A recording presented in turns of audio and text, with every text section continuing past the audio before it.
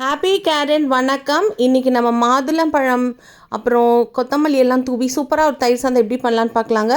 அதுக்கு நீங்கள் மாதுளம்பழம் எடுத்து வச்சுக்கோங்க. அப்புறம் கருவேப்பிலை, கொத்தமல்லி, இஞ்சி, பச்சை மிளகா, தாளிதம், பெருங்காயம்.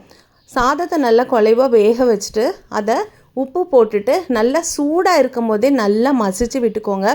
சாதம் நல்லா மசிஞ்சிச்சுனா தான் உங்களுக்கு தயிர் விட்டு கிளறும் போது ரொம்ப நல்லாயிருக்கும். ஸோ சூடாக இருக்கும் போதே இதை நீங்கள் பண்ணிவிடுங்க. அதுக்கப்புறம் சாதம் கை பொறுக்கிற சூடு வந்ததுக்கப்புறம் அதோட தயிரை சேர்த்துங்க.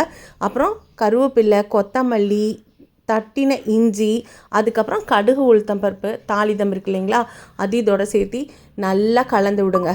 நீங்கள் கையில் தயிர் சாதம் பிசைஞ்சிங்கன்னா ரொம்ப சுவையாக இருக்குங்க. இல்லைன்னா நீங்கள் கரண்டியில் கூட கலந்துக்கோங்க.